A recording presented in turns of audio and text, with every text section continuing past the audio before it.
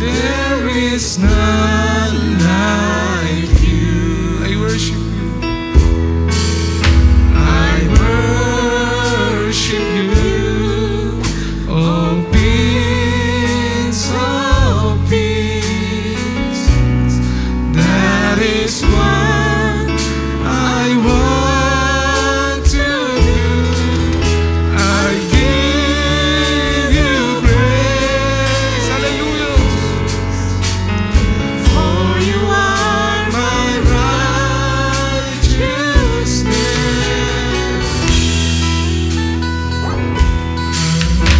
I worship you, Almighty God. There is none like you. For the last time, I worship you. I worship you, Almighty God. There is none like you. I worship you. I worship you, oh Prince of Peace. That is what I want to do. I give you praise. For you are my righteousness.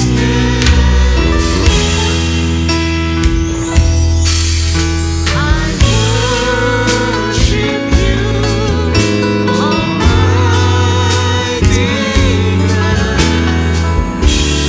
There is none like you. I worship you,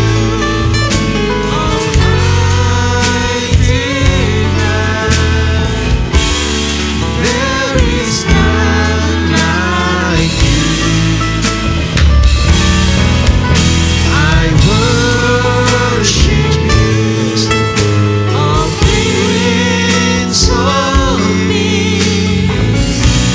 That is what I want to do. I give you praise. Amen, Lord. For you are my righteousness. Yes, Lord. Hallelujah. I worship you, all my, yes, oh God. Kaya aming sinasamba, O Diyos. Hallelujah. There is none. For the last time, I worship you, Almighty God. I worship you, yes, Lord. Almighty God. Yes, you are. Hallelujah. You're worthy of all praise and worship, Lord. Oh, I worship you, oh Prince. Amen, Lord. Disipline ng kapayapaan. Hallelujah. I want to do, and I give you praise. Hallelujah.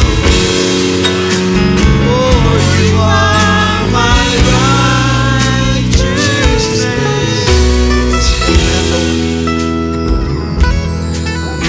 I worship you, Almighty God. Worship you, Lord.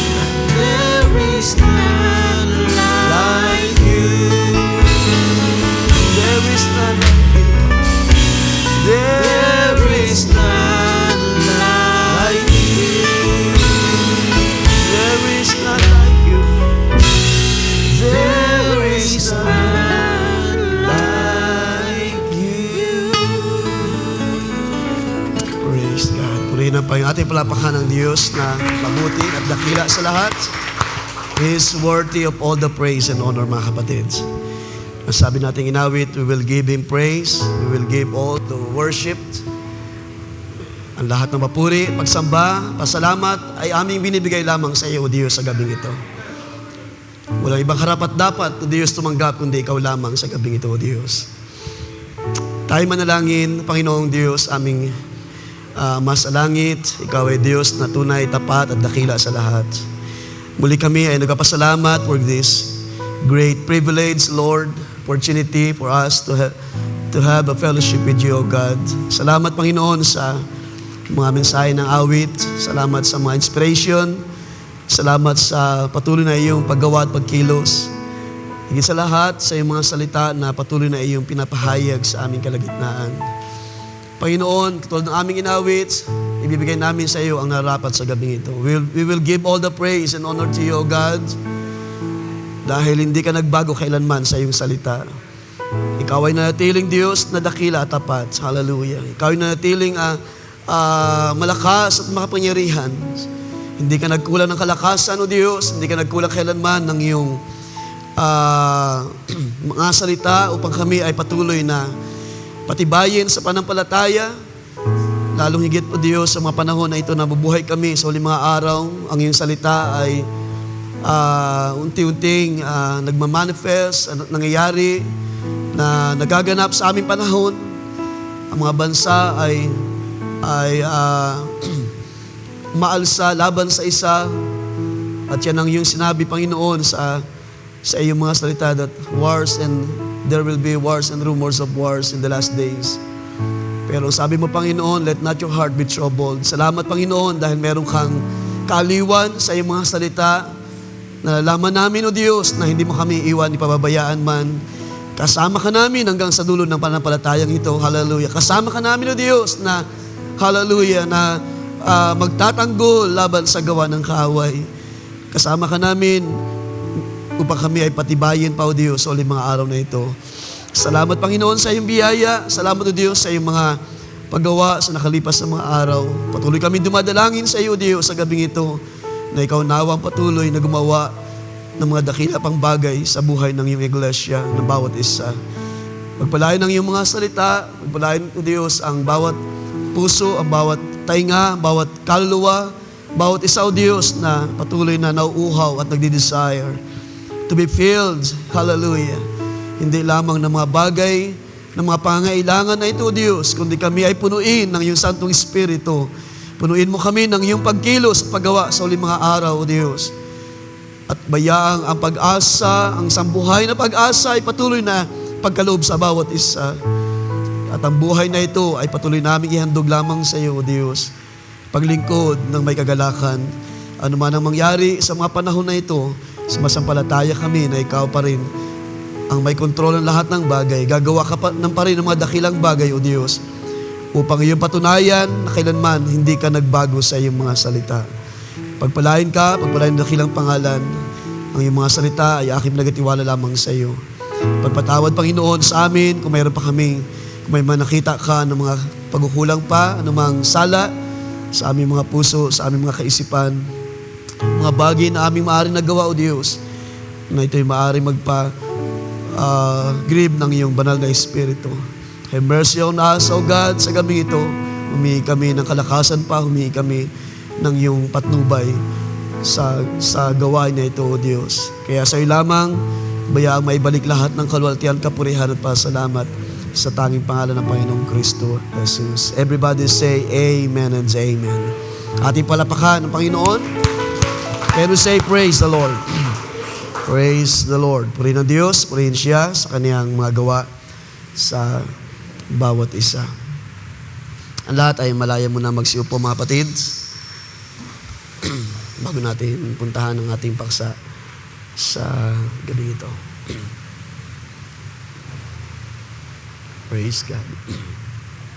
Isang magandang gabi ang aking pagbati sa bawat isa, sa mga nandito at sa mga nasa kanilang mga tahanan.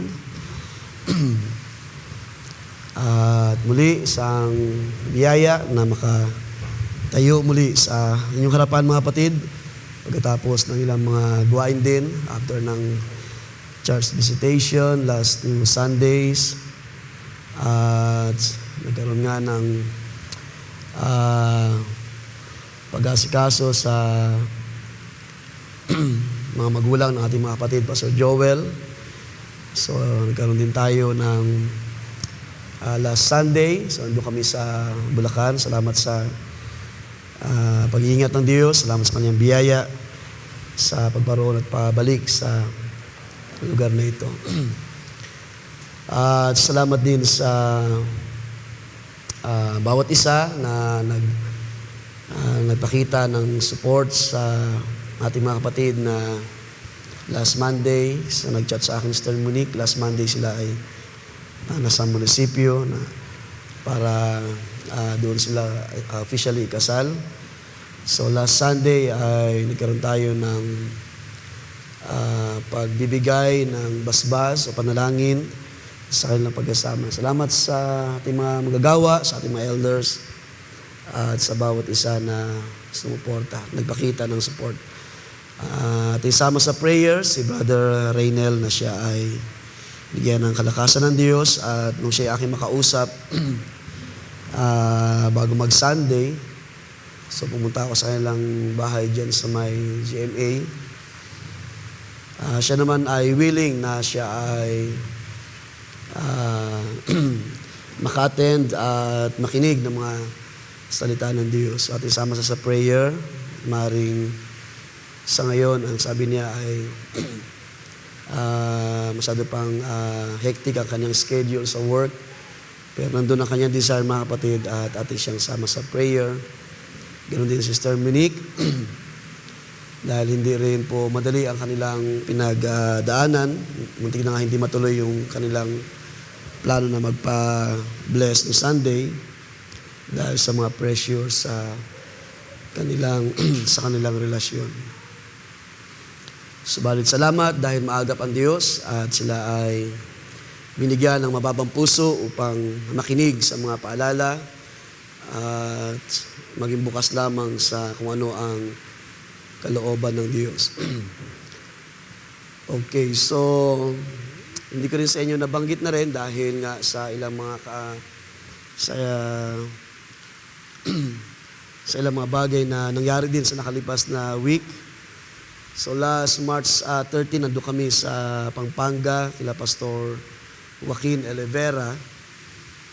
At si Pastor Joe ay nag-request na kung pwede namin siyang ma-meet up sa kanilang bahay upang kahit paano magkaroon ng acquaintance dahil siya ay na-invite na rin Pastor Joe sa kanilang iglesia para mangaral. At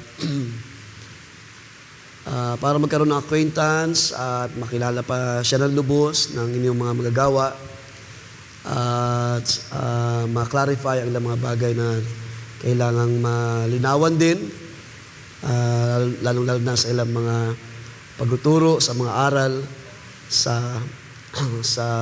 iglesia ng Diyos sa ating panahon. At I can say na sa biyaya ng Diyos ay naging maayos naman ang pag-uusap. Doon kami sa ilang bahay, doon kami nag-lunch last Friday. At mabuting kami ng halos hapon na rin. Last 3 yata yun, nung kami maghiwalay-walay. So tinuro nila kami doon sa kanilang church building na sa biyaya ng Diyos ay napakaayos, napakaganda ng ambience. At siya ay nagpaabot ng invitation sa atin at Lord willing, kung di man tayo makapunta pa, ako ay nagplano, loob ng Panginoon, pumaroon sa kanilang joint fellowship this coming April 1 to 5. So, sa next 2 weeks from now, April 1 to 5. Pero ang plano ko ay pumaroon lang ng April 3 ng gabi, gawain ng gabi. At sasabayan siguro, dahil paparoon din ang ilang mga kapatid from Angono. So, naisip ko na sumabay lang habang nandun sila para at least may kakilala na. Okay, so, nakagalak din kami na ma-meet ang mga kapatiran doon at ilang mga magagawa. So, God willing, sa April 3 po yan, Friday night, ay mag-attend kami ng isang gawain doon sa Pampanga. Ang gawain nila ay umaga-gabi lang, so umaga-gabi lang, morning, then evening. Sa hapon ay meron silang rest. Okay. Sa Saturday ay meron kaming special meeting at yan ay nabanggit ko na sa ating mga elders at mga deacons. Atin munang i-cancel ang practice for music sa mga ating mga musicians. Pero kung kayo ay maglalaan ng time sa morning, pwede rin naman para mabigyan daan ang ilang pag-aaral sa mga awit. But I want to request sa mga elders and deacons, sa mga ministers sa church. So this coming Saturday sa alas 3 ng hapon, tayo ay mag-meeting dito sa ating church upang pag-usapan ang maraming mga bagay. So tayo nag-meeting last January 4 pa, so marami na tayong naipon na kailangan nating mapag-usapan. So unang-una na sa ministry pa rin, at ilang mga agenda ay akin na lamang mabanggitin sa darating na Sabado. Ilang mga adjustments sa ating services or fellowship pag Wednesday and Sunday. Pag-usapan yan. At magkakaroon tayo ng adjustments sa flow ng ating worship service. So I'm talking about yung whole service. Let's say Wednesday and Sunday. I think nabanggit ko na rin one time sa mga kalakihan na ang ating ginagawang worship actually ay hindi lamang sa panahon na tayo ay naghahandog ng awit sa Diyos. So napagandang bagay na malinawan pa natin ang patungkol sa pagsamba at ano ang pinapakita ng Scripture about worship. So ilang adjustments sa flow ng ating worship service. At ang aking prayer na nawa ay lumago din tayo sa ibang mga bagay na nakasanayan na natin sa the way na tayo ay nag-held ng gawain sa mga awit, sa mga paghahanda ng mga songs. Nabanggit ko na yan sa ating brother, sa ating deacon. There are songs na nakafocus lang sa ating mga sarili at walang adoration sa Diyos, walang magnifying sa Diyos. Kung tayo ay awit, let's say sa isang worship service natin, ay awit tayo ng puro patungkol sa ating sarili or sa mga bagay na ginawa ng Diyos sa atin, hindi tayo nakapagbigay ng pag-magnify o pagsamba na narapat sa Diyos. So magkakaroon tayo ng tama na arrangement ng mga songs na ilang mga bagay na aming napag-uusapan, napag-sharingan namin mga magagawa. Dahil minsan namimiss natin ang pagsamba o awit na naglalaan talaga ng adoration or pag-magnify sa Diyos. And mostly, sa dulo ng mga awit o sa dulo ng gawain, let's say, sa praise and worship or sa closing songs, minsan ang ating mga paawit pa rin ay patungkol sa mga kabutihan ng Diyos. So, could you imagine, for the whole service, ang ating mga inawit sa Panginoon ay puro gawa ng Diyos sa atin. So, there is no adoration, there is no magnifying, mag-magnify kung sino siya, kung ano siya sa atin. Naalala ko yung isang song, halimbawa, yung awit na Sukdulang Biyaya. Kung inyo titingnan ang lyrics, ang mensahe ng awit, it's all about God who bless us, na mabiyaya sa atin.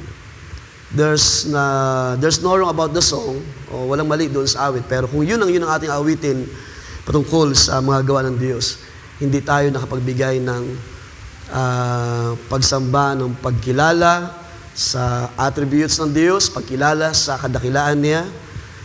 At yan actually ang karamihan sa songs na tawag niyan na trend o nagtitrend sa mga churches sa ating panahon. Sila ay masyadong aktibo sa mga awit. Kung pag-usapan yung mga awit na ang Diyos ay pag-ibig, ang Diyos ay mabiyaya, ang Diyos ay tawag niyan supplier. So wala namang problema sa mga songs, pero minsan kailangan din natin ibigay na rapat sa Diyos ang tama na pagkilala ang pagbigay ng adoration sa Diyos, pagtaas ng kanyang dakilang pangalan, at niwala ko na yun ang isang magandang bagay na ating bibigyan ng pansin sa mga susunod na mga gawain. And then, ilang sa mga bagay na aming bibigyan din ng o pag-usapan namin sa Saturday, patungkol sa ating prayer meeting every Wednesday. Hindi ko alam kung sino sa inyo ang nakakaalala pa ng mga early years ng ministry, ng mga panahon ng church ay maliit pa, no? Dito pa kami nakatira sa likod. At yung mga following years, early 90s, then going to sa late 90s.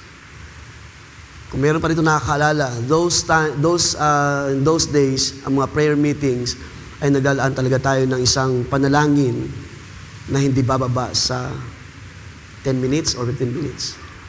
Ibig sabihin, ang prayer meeting ay inilalaan talaga sa pananalangin sa Diyos. At hindi tayo nagmamadali lagi sa oras. Hindi tayo nagmamadaling makauwi sa ating mga tahanan. So, sa part na yun, magkakaroon tayo ng changes about yung paglalaan ng prayer, tamang panahon to pray, at yan talaga yung purpose ng prayer meeting, mga kapatid. Paglalaan ng panahon in prayer. So, hindi man na ito agad bibiglain, no? But, unti-unti lang natin, mga kapatid. Let's say, kung ngayong gabi ay masimulan natin in 10 minutes or more than 10 minutes just to give way sa Diyos na handang tumugon sa ating mga pangangailangan. At ito ay may kinalaman, mga kapatid, actually sa tinatawag na supplication, yung panalangin ng may daing, which I believe ay na-overlook natin sa nakalipas na mga panahon, lalo na sa ating panahon.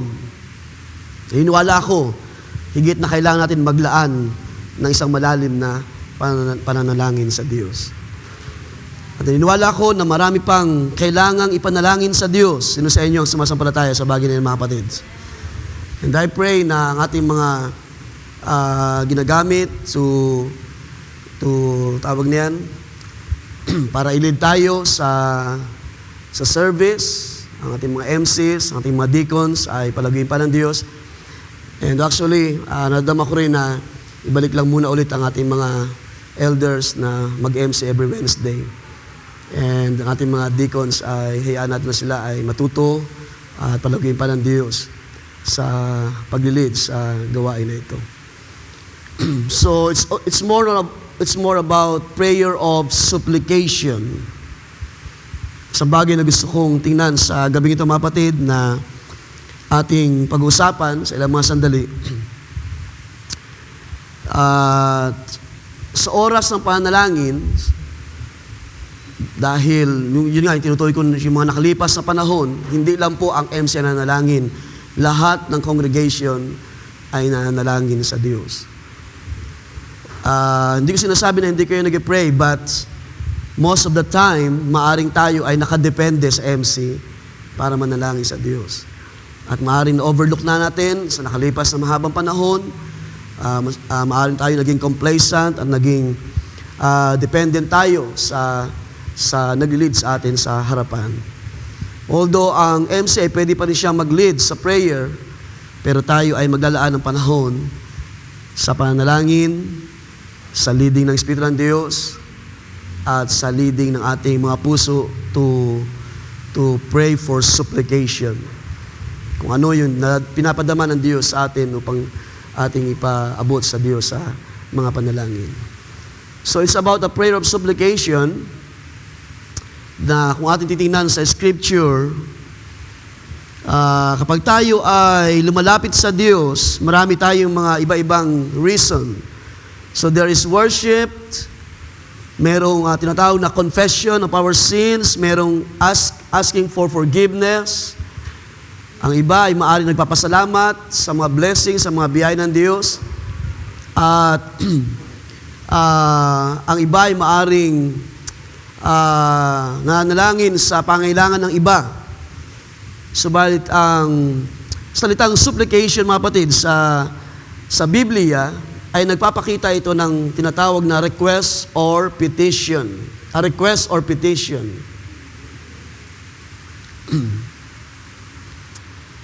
So, yung prayer of supplication is asking God for something. So, ibig sabihin, hindi lang ito basta panalangin patungkol sa kapatid o sa iba. Mostly, ang prayer of supplication ay panalangin sa iyong sarili. At kung inyong nadadama na tayong lahat ay meron pang pangailangan, doon ngayon papasok ang prayer of supplication. Kayo po ba ay meron pang nadadama sa inyong mga sarili? Marami pa tayong kailangan sa Diyos. Marami pang kailangang ayusin ang Diyos sa atin. Sa mga prayers na may kinalaman sa pagdaing or yung tinatawag na prayer of supplication, sa aklat ng mga awit, marami tayong mababasa, banggitin ko lang yung ilang mga bagay, no? Sa mga sulat ni Haring David, supplication for mercy.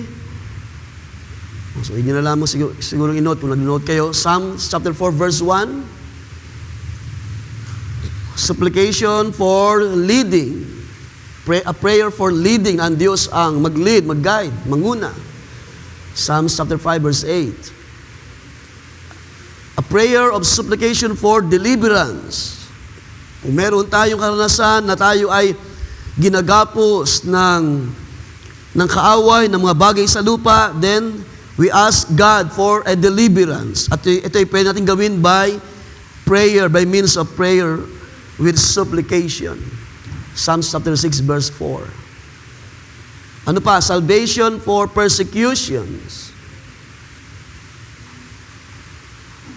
Yung panalangin na ang Diyos ay magkaloob ng daily breads, both material or spiritual, na ang Diyos ay magbigay, ang Diyos ay magkaloob ng pagkain sa araw-araw, na yan ay kailangan naman din talaga natin para mabuhay sa katuwang lupang ito.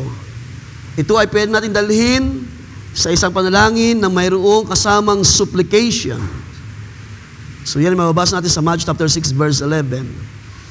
And there's one thing, mga kapatid, na nagpapakita ng isang panalangin na hindi tayo basta-basta nag-give up o nagpapakita ng pag-give up sa ating pangailangan, at yan ay ating mababasa sa Luke, ating puntahan sa dalang Luke chapter 18. So hindi pa ito yung ating pag-aaralan. Gusto ko lang share sa inyo ang mga bagay na ito bago tayo magpatuloy. Sa Luke chapter 18, we can read, sabi sa verse 1, at that time, the disciples came to Jesus saying, who then is greatest in the kingdom of heaven? I'm reading Matthew, Luke 18, yan. Then he spoke a parable to them that men always ought to pray and not lose heart, saying, there was in a certain city a judge who did not fear God nor regard man. Meron daw isang hukom na walang takot sa Diyos, hindi natakot sa Diyos at sa mga tao. Now there was a widow in that city, and she came to him saying, get justice for me from my adversary.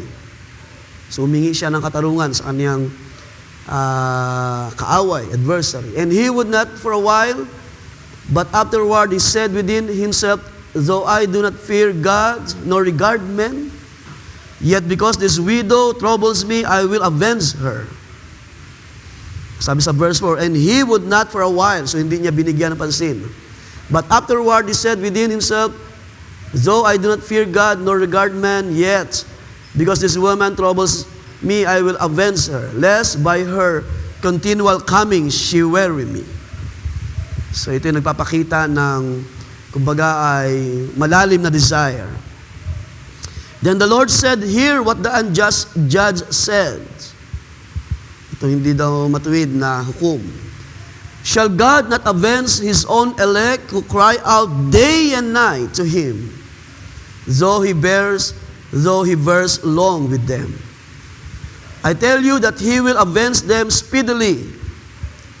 Sabi, hindi ba ang Diyos ay Kanyang ipaghihiganti ang Kanyang mga hirang, Kanyang mga elect, na nanalangin day and night? who cried out day and night. Sabi diyan, to him, though he bears long with them, I tell you that he will avenge them speedily. Nevertheless, when the Son of Man comes, will he really find faith on the earth? So pinapakita diyan ni Jesus ang isang uri ng paglapit sa Diyos. Itinuturo sa atin ni Jesus not to give up in prayer. Not to give up in anything that we need. Lagi natin dalhin sa paanan ng Panginoon. Ang ating mga pangailangan, ang ating mga dalangin ay dalhin natin sa Diyos na hindi tayo nagpapakita na tayo ay sumusuko na. At yan ang tinatawag na prayer of supplication. And it is personal, mga kapatid. Hindi ito isang uri ng panalangin na nakasanayan natin to pray for others. It is a personal prayer. Mostly of course, pwede naman tayo manalangin na may supplication sa iba. But mostly, ang prayer with supplication ay nangyayari or nanggagaling within ourselves. Ano yung ating malalim na desire? Ano yung ating malalim na pagkauhaw sa Diyos? Ano yung dahilan para tayo ay dumalangin sa Diyos? At kung pag-uusapan ng ating mga sarili, tingnan niyo mga kapatid, marami pang bagay na pwede tayong idalangin sa Diyos sa mga panahon ng mga panalangin. Maaaring masyado tayong complacent, sabihin na natin. By the way, last Sunday, when I was reviewing the service, sabi ko, nag-pray na lang ako, nawa ay ma-absorb ng iglesia ang mga pangaral. Dahil sabi ko nga sa ating mga elders ay may recent divorce yung paksa. Medyo malalim, lalo na sa mga mas bata. But I just pray na maabot ng bawat isa. Totoo yun, nabanggit doon na tayo ay maging spiritual pagdating sa salita ng Diyos. Without malice. Dahil ang salita ng Diyos ay totoong minsan ay malalim at kailangan nating sa biyaya ng Diyos ay maabot ang mga bagay na ito. Gayun man, kung hindi pa man maabot, hindi pa maunawaan, then ay pagkatiwala lamang sa Diyos. At ang bawat isa ay patuloy na palaguin pa sa pananampalataya. So tonight, I just want to share, mga kapatid, sa isang paksa about renewing to a right spirit. Let's read from Psalms 51. So ito yung ating text, mga kapatid. I hope sa mga nasa tahanan ay naka-tune in kayo ngayon sa hindi makaparito sa ating bahay-sambahan. Isang familiar na talata. Psalm 51 verse 10, Create in me a clean heart, O God, and renew a right spirit within me.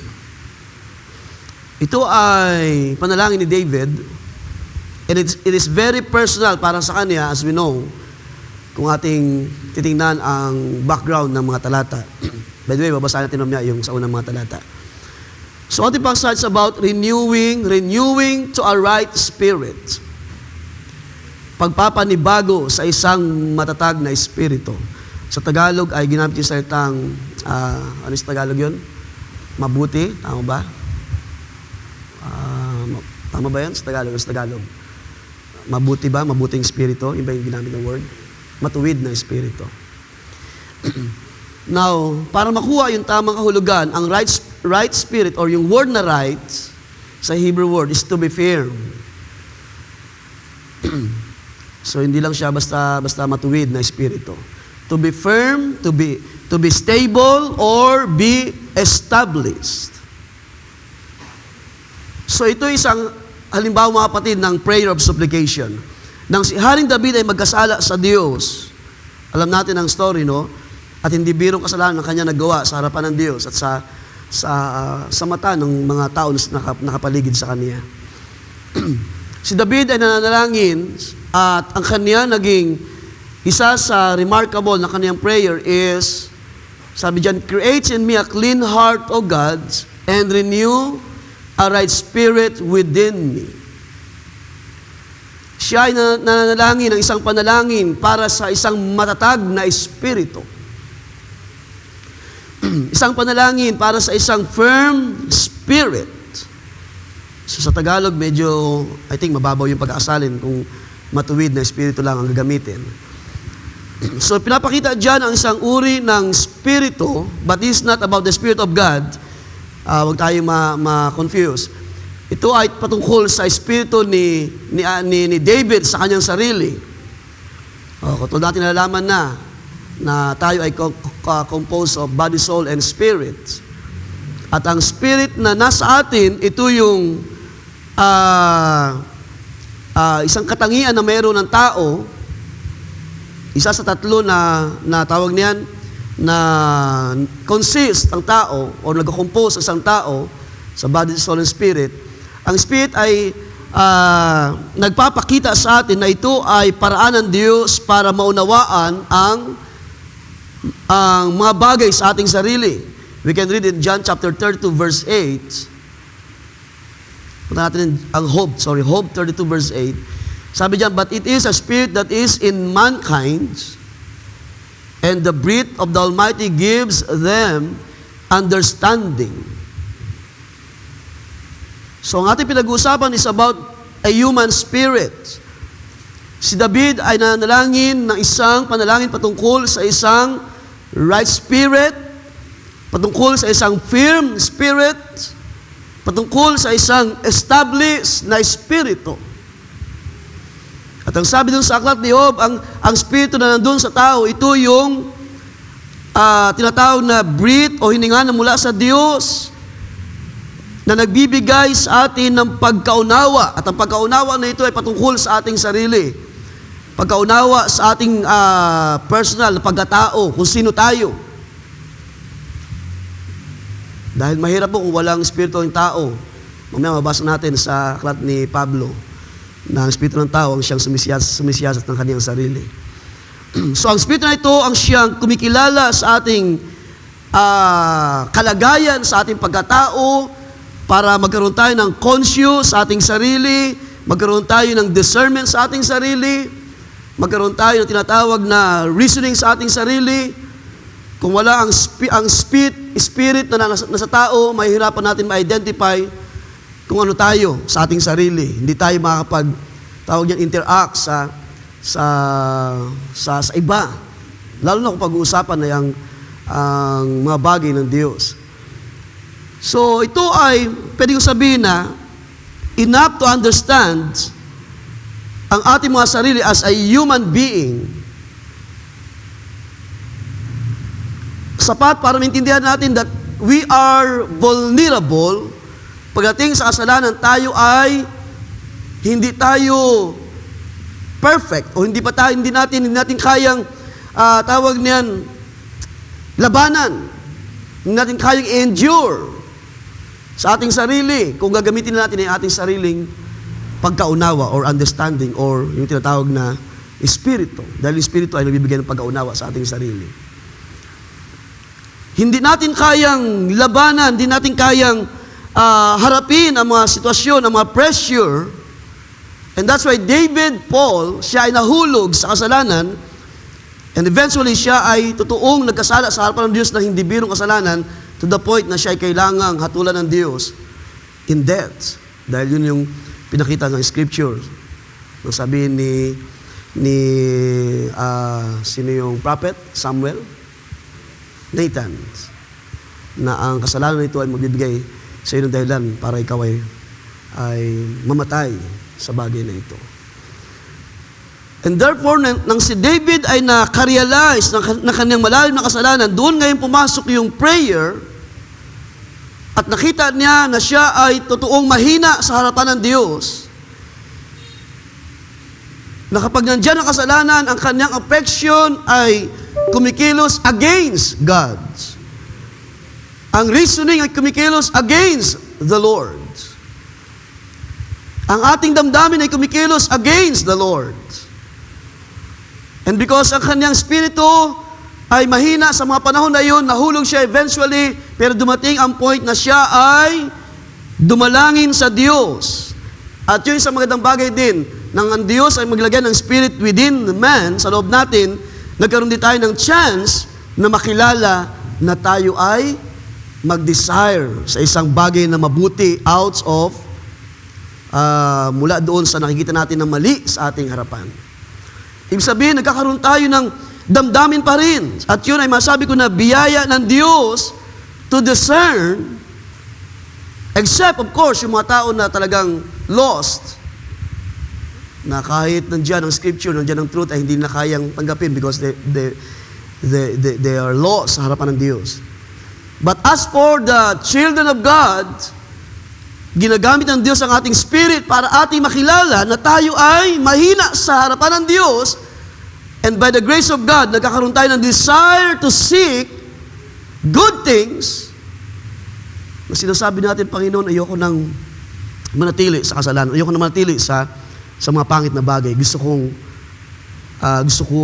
mabuhay sa kalooban mo, sa iyong daan, sa iyong paraan. At yun isang bagay na nabigay kay David ng isang malalim na panalangin, create in me a clean heart, O God, sabi sa ating teksto, and renew a firm spirit within me. Kanina na-testify ng ating brother. At totoo yun, mga kapatid, kung hindi establish ang ating mga espiritu, madali tayong matatangay ng mga bagay na nangyari sa ating panahon. Kapag hindi establish ang ating pagkaunawa sa Diyos, sa biyaya ng Diyos, wala tayong tamang connection sa pagkakilala sa kalooban ng Diyos. Wala tayong tama na attitude para harapin ang mga bagay na nangyari sa ating panahon. Nagtataasan na maraming mga bagay at ang mga tao, bukod sa kasalanan na nagpapahirap sa mga tao, ano pa isang bagay na nagpapahirap sa mga tao sa ating panahon? Ito ay ang mga pangangailangan. Yun yung tawag na commodities. Tumataas ang mga bilihin, ang mga pangangailangan ay, sabi nga kanina, tayo ay hindi exempted, nararamdaman natin lahat yan. Yung pagtaas ng crude oil, pagtaas ng mga pangunahing bagay na kailangan ng tao, ay isa sa nagpapahirap sa tao maliban sa kasalanan. Yung mga bagay na pangangailangan ng tao. Nung aking i-check sa internet, ang sabi sa article na nabasa ko, sabi niya, what makes crude oil a commodity? Ibig sabihin, basic goods. And why is it valuable to humankind, sa mga tao, hindi lang sa mga investors, kundi sa lahat. Ang sabi dun sa article, ang crude oil is considered the lifebloods of all industrialized countries. Sabi pa dun sa article, since the mid-1950s, it has become the most essential source of energy. Its byproducts reinforce modern society, heat homes, supply energy to the power industry, and provide fuel for planes, vehicles, to transport people and goods worldwide. So mula pa lang doon sa tinatawag na crude oil, pag ito ay naapektuhan, tulad ng nangyari ngayon sa gera sa Middle East, yung mga dumadaan doon sa Strait of, ano ba strait yun? Nakalimutan ko. Hormuz. Binubomba daw ng Iran. Lahat ay talagang nagkakaroon ng domino effect, no? Mula doon sa crude oil, kapag nahirapan i-deliver, tumataas ang demand, tumataas ang pangailangan. Kaya nakita nyo naman, nagtaasan yung mga presyo ng gasolina at apektado rin yung mga bilihin. Kung hindi tayo stable sa ating espiritu, mga kapatid, madali tayong matangay ng mga sitwasyon sa ating panahon. Ang mga tao ay nagkakagulo, nandiyan ang mga panic buying, mostly sa Middle East, kahit man yung mga malayo pa doon sa aguluhan, kahit nga sa Pilipinas, ay minsan may mga tao na nagpa-panic buying. Ang mga tao ay nagkakagulo, nagkakandara pa sa mga ayuda, sa mga tulong ng gobyerno because of pressure na nangyari sa ating panahon. At kung tayo ng mga mananampalataya ay hindi stable ang spirito, madali tayong manlupaypay sa mga nangyayari sa ating panahon. Baka isang araw makita na lang namin kayo, nakapila na kayo doon sa Although hindi naman siguro yun maling bagay, no? Kung may bibigay ang gobyerno sa atin, then why not? Pero kung tayo ay matataranta at aasa na lamang sa kung ano yung kayang gawin ng tao, at tawag niyan, matatakot, kakabahan tayo sa ating mga reaction, well, masasabi ko na hindi tayo establish sa ating mga espiritu, tayo ay madala ng mga sitwasyon. Lalo na kung ang kasalanan na nangyari sa ating harapan, yung mga bagay na nangyari sa ating harapan ng mga presyo na gawa ng kasalanan ng sanlibutan. Kapag tayo ay mahina sa espiritu, madali tayo matangay ng mga sitwasyon. Kapag ang mga tao ay naging magulo na sa ating panahon, kaya nga, gusto ko kayong tanongin mga kapatid, kapag halimbawa lumala ang sitwasyon, as a believer, anong ating magiging reaction? Anong inyong gagawin? Or ano yung magiging reaction sa mga panahon na ito? Paano niyo i-deal ang mga nangyayari sa ating panahon? What if itulot ang, sabi nga nating brother kanina, magsara ang negosyo? So anong gagawin natin? Kung papasok nila naman tayo ng 3 times a week sa trabaho, ang ating bang mga espiritu ay magdadala sa atin para humibig sa Diyos? Tayo ba ay may tamang espiritu, firm spirit, para hindi tayo mabalisa, mabahala? Sabi ng Panginoon, let not your heart be troubled. Dahil ang sabi niya, kailangang mangyari ang mga bagay na ito sa ating panahon, pero hindi pa ito yung wakas, sabi ng Panginoon. Pero ito yung mga pasimula ng kaguluhan. And we're expecting more. Hindi naman tayo nanalangin, pero we anticipate or we expect na magkakaroon ng mas malalang sitwasyon dahil hindi maaring pumasok sa eksena ang Vatican para express ang kanyang desire na magkaroon ng peace sa hula ni Daniel kung walang trouble na mangyari sa mga panahon na darating. Ngayon nga, nagpaparamdam na siya eh.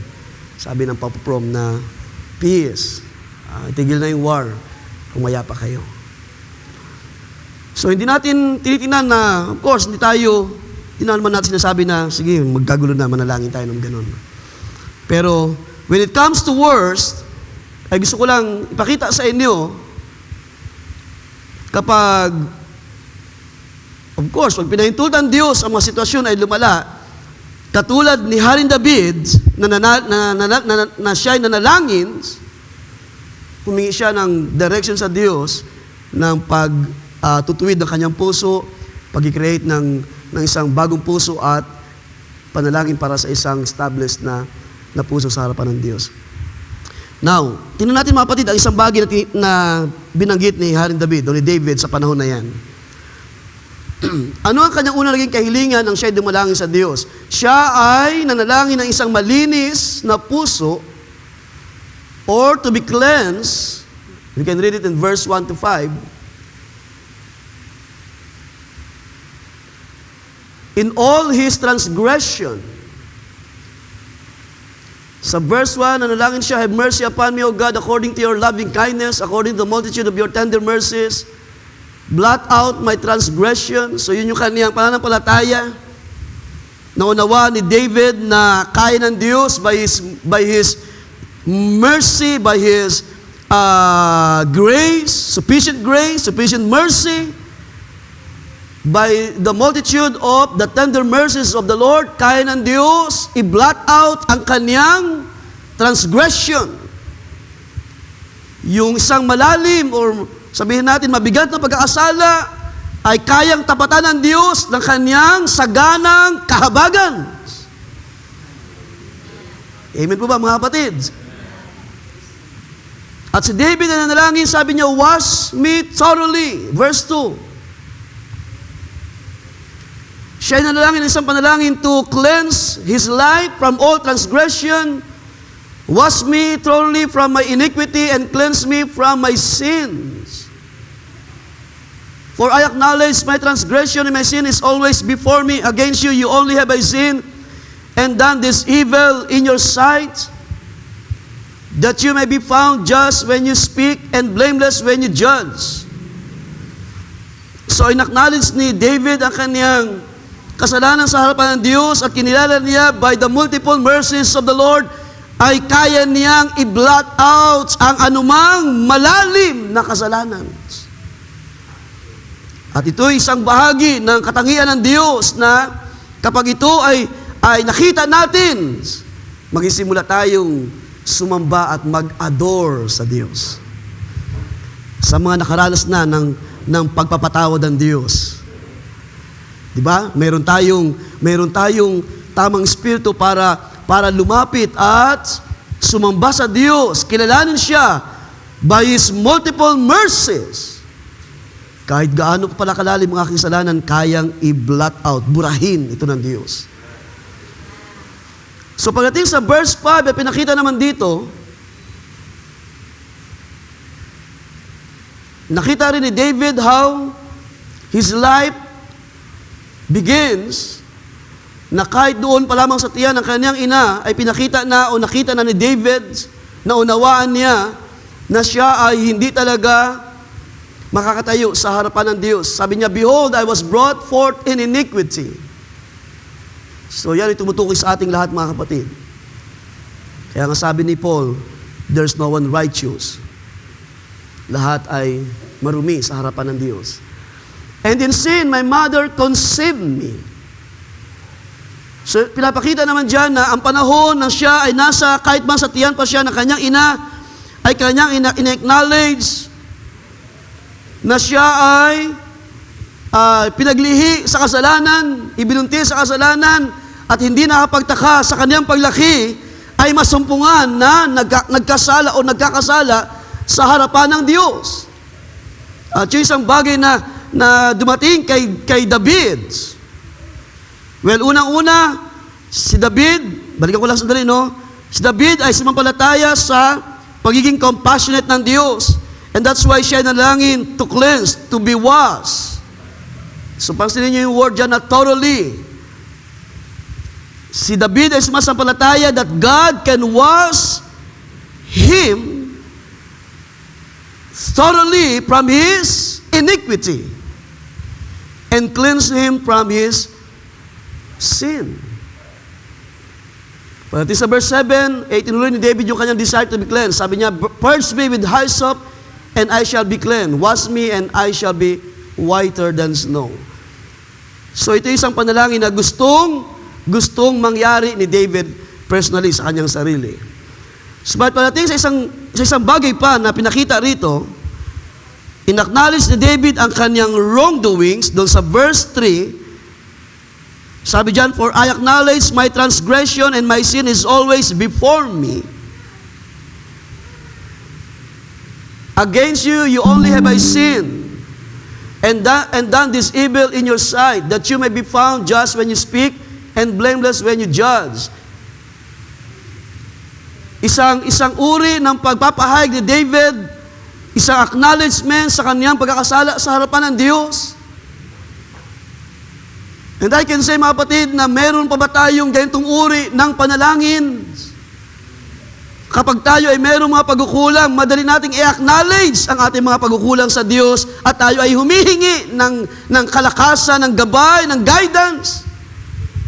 Paglilinis ating mga pagkukulang sa Diyos. Meron pa ba tayong ganung uri ng panalangin? At ito ay pwede nating dalhin in a way as a prayer with supplication. Paghingi ng pabor sa Diyos para tayo ay i-renew ng Diyos. Dalhin ang ating mga puso sa isang pagbabago, sa isang matatag na espiritu. Dahil nakita ni David how important this sa buhay niya nang siya ay dumalangin sa Diyos. Now, pagdating sa verse 6, pinahayag ni David ang Diyos ay naghahanap ng truth sa kaniyang kalooban, sa kaniyang puso. Sabi diyan, "Behold, you desire truth in the inward parts, and in the hidden parts you will make me to know wisdom." Again, ito yung puso ni David na naghahanap, nagdi-desire, na nasumpungan niya na ang Diyos ay naghahanap ng truth sa kaniyang kalooban. And then, pagdating sa verse 10, Dito mas binigyan diin yung panalangin ni David personally sa kanyang sarili na mayroong kasamang daing sa Diyos nang siya ay manalangin ng isang puso na malinis. Sabi diyan, ating balikan ng verse 10, "Create in me a clean heart, O God, and renew a right spirit within me." Dumadalangin siya ng isang established heart. Si David ay dumadalangin sa Diyos na nagawin ng Diyos na stable. Ang isa pang kahulugan ng right spirit ay enduring spirit. Tawag niyan, maging matatag siya sa paggawa ng kasalanan. Dahil ang sabi doon sa ating binasa kanina, balikan natin yung sa ating binasa kanina. Ang sabi doon, sa verse 3, "For I acknowledge my transgression and my sin is always before me." Ang kasalanan ay laging nasa harapan natin. Ang kalikuan ng sanlibutan ay laging nasa harapan natin. Nasa television, nasa news, nasa social medias, nasa maraming mga bagay sa paligid. At kung hindi tayo established sa spirit, madali tayong panghinaan sa ating kalooban. Madali tayong manghina sa mga nangyayari sa ating panahon and most likely, madala tayo ng sitwasyon sa ating panahon. Ito isang bahagi ng prayer ni David, mga kapatid. When we say right spirit, it speaks of your spirit is being established sa harapan ng Diyos. Ang iyong spirito ngayon ay merong tinatawag na it can endure the movement of sins. Yung paggawa, yung pagkilos ng kasalanan. Sa panahon na si David ay nagpapahinga doon sa balcony at nakita niya ang pressure, ang attraction sa balcony. Naliligo si Bathsheba, di ba, sa panahon na yon? Kung ang spirito ni David ay established, hindi siya madadala ng sitwasyon. Hindi siya madadala ng kaniyang lust, ng kaniyang katawan. Pero dahil nga si David nasa panahon ng panglulupaypay, sabihin natin, mahina ang kaniyang spirito at hindi niya kayang tawag niyan, ilabanan, i-comprehend ang mga situation. And because ang lust of the flesh ay malakas sa kanya, nangyari ang di dapat mangyaring kasalanan. Pero dumating ang panahon na si David ay humarap sa Diyos. Nakita niya na maliban ang kanyang spirito ay palakasin ng Diyos, hindi niya mapapagtagumpayan ang maraming gawa ng kasalanan. Mga kapatid, sa magandang panalangin ang bagay na ito. Kapag tayo ay weak in spirit, madali tayong matangay ng mga sitwasyon. Madali tayong matangay ng kasalanan. Madali tayong mag-react sa mga kasalanan. Pero kapag ang ating spirito ay malakas, matibay, matatag sa harapan ng Diyos, kahit anong gawa ng kasalanan sa ating paligid, hindi tayo matatangay ng sanlibutan. Hindi tayo madadala ng mga gawa ng sanlibutan. Ang sabi ni Pablo, na tayo ay humaharap sa mga espiritu sa kahanginan. Ang mga espiritu masama ay paruot parito sa ating harapan. At kung tayo ay mahina sa ating kalooban, sa ating espiritu, madali tayong madadala ng mga sitwasyon sa ating panahon. Now, anong mangyari kapag ang ating espiritu ay na-establish sa harapan ng Diyos? What will happen if your spirit is right? Doon sa prayer ni David, na siya dumalangin na renew a right spirit within me. Now, unang-una, of course, nabanggit ko na kanina, kapag tama ang ating spirito, kapag established ang ating spirit, ang ating spirito ay mag-i-endure. Nabanggit ko na rin kanina, no? Your spirit will endure the work of sin or the sin. So kung babalikan natin dali yung prayer ni David, it's about cleansing. Dahil nga mahina ang kanyang spirito, his spirit is weak sa mga panahon na yon. Ang kasalanan ay labas-pasok. Sabihin natin, nandyan, gumagawa or active ang kasalanan. which also sa ating panahon ay gayon din naman sa ating sarili. Meron tayo kanya-kanyang pagharap sa iba't ibang uri ng pressure ng sanlibutan, ibang level ng gawa ng kasalanan sa mga maedad, so ibang level ng kasalanan na kumikilos sa mga mas bata, sa mga teenager, iba rin, at iba rin sa mga mas bata. Pero meron tayo kanya-kanyang tawag niyan, battle o labanan sa gawa ng kasalanan sa ating panahon. Kapag ito ay labas-pasok sa ating mga kalooban, sa ating mga kaispan, sa ating mga puso, pinapakilala lang na ang puso natin o ating espiritu ay weak sa Diyos. Pero kapag ito ay matatag, kapag ito ay firm sa harapan ng Diyos, kahit anong gawa ng sanlibutan sa ating paligid, hindi ito makaka-apekto sa iyong pananampalataya. It will endure. Your spirit will endure the work of iniquities. Si David ay nanalangin ng cleansing because ang kasalanan ay nakita niya aktibo sa kanyang katawan, aktibo sa kanyang paligid. Hanggang sa dumating ang panahon na siya ay mahulog sa kasalanan. Kaya doon sa verse 2, balikan ko lang yung sabi doon ni David, ang kanyang prayer is, hugasan mo akong lubos sa aking kasamaan. Ibig sabihin, malaki yung naging damage ng kasalanan kay David. And that's why nag-decide siya to be cleansed thoroughly.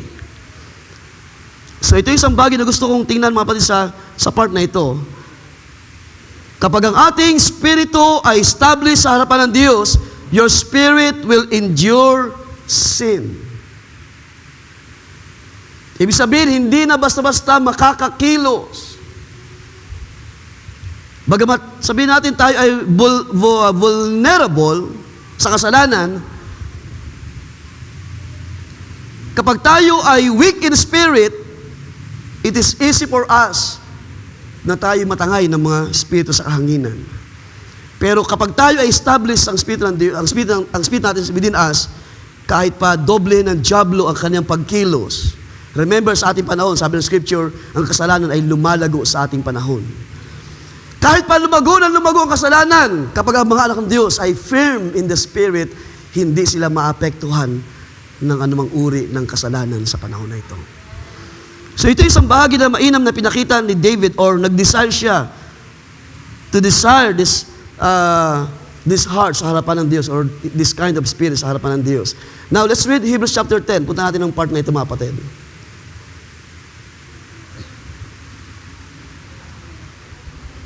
Well, I can say, possible pa rin na tayo ay madumihan. Subalit mga kapatid, gusto kong sabihin sa inyo, ibang bagay yung ginagawa tayong parang basurahan ng kaaway. Ibig sabihin, pwede pa rin tayo manalangin ng paglilinis ng Diyos, which ginagawa naman natin yan minsan. Ibig sabihin, ang ating pagparot pa rito sa lupa, pwede tayong madumihan ng kasalanan, pero ibang bagay yung tayo ay naging basurahan ng kasalanan. Ibig sabihin, mas malaking damage ang ginawa ng diablo sa buhay ng mga tao. Kapag tayo ay lumalakad, kapag tayo ay, habang tayo naghihintay sa pagbabalik ng Panginoon, nakasalamuha sa mga tao, sa mga unbelievers sa labas, so there's a possibility na tayo ay madumihan pa rin or maapektuhan na tayo ay, sabi natin, mamantsahan or yung word na matalsikan ng karumihan o ng iniquity sa ating panahon. Pero ibang bagay yung tayo ay naging lagayan na, o mismo, ikaw na mismo ay naging,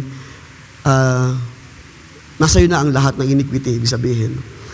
Sa Hebrews chapter 10, verse 19, sabi dyan, therefore, brothers and sisters, since we have confidence to enter the holy place by the blood of Jesus, by a new and living way which He inaugurated for us through the veil, that is through His flesh, sabi sabihin, when Christ was crucified, sa magitan niya ay nakapasok tayo sa new and living way or new and living alive or living way na paraan ng Diyos.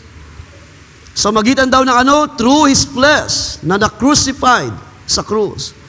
And since we have a high priest over the house of God, let's approach God with a sincere heart in full assurance of faith, having our hearts sprinkled clean from an evil conscience and our bodies washed with pure water.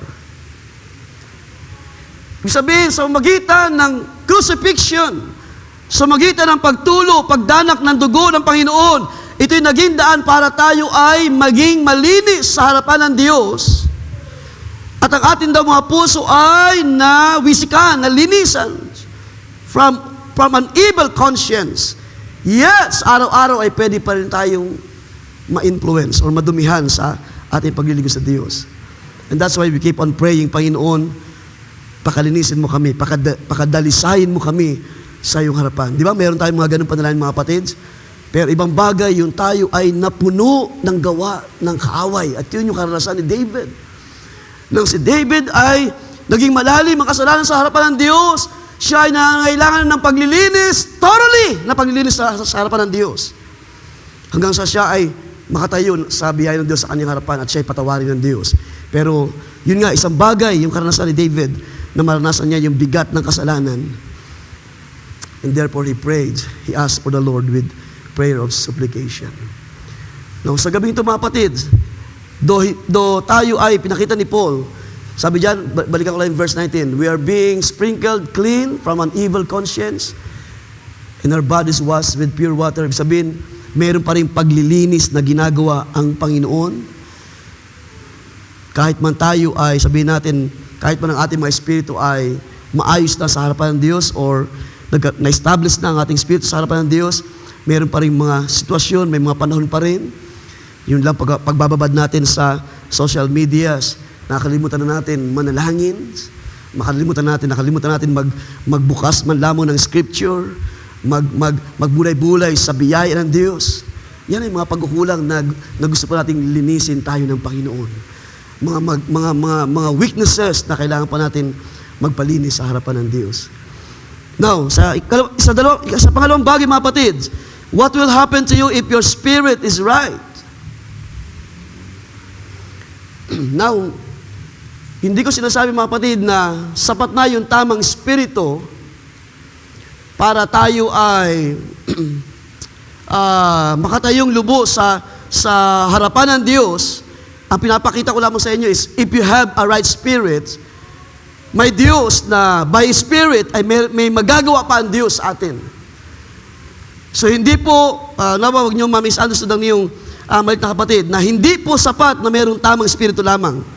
Naalala ko one time, sabi ng prophet sa ating panahon, na sabi niya, mas gusto kong makasama yung mayroong tamang espiritu, mali ang kanyang doctrine, kaysa tama nga yung kanyang doctrine, mali naman ang kanyang espiritu. Because kapag tama ang ating espiritu, mga kapatid, mas madaling makakagawa ang Diyos sa atin. Kahit pa sabihin natin, dala-dala natin ang mensahe, maraming ganyan sa ating panahon. Mga minsan pa, nagmamalaki sila, nasa kanilang mensahe, nasa kanila ang tamang pagkaunawa, ang maraming mga revelation. Kaya nga sila ay nadadala ng mga sitwasyon hanggang sa maiba na parang nile-level nila ang mga ministries sa ating panahon. Tayo nga ay parang naka-level 2 sa kanilang mga paningin. Kung pag-usapan yung, sabi nila, yung understanding ng revelation sa scripture. Pero yung kalimutan, sabi ni Paul, ang sabi ni Pablo, yung mga tawag niyan, kinukumpare yung kanilang sarili sa iba, yan ay nagpapakita ng kamangmangan sa harapan ng Diyos.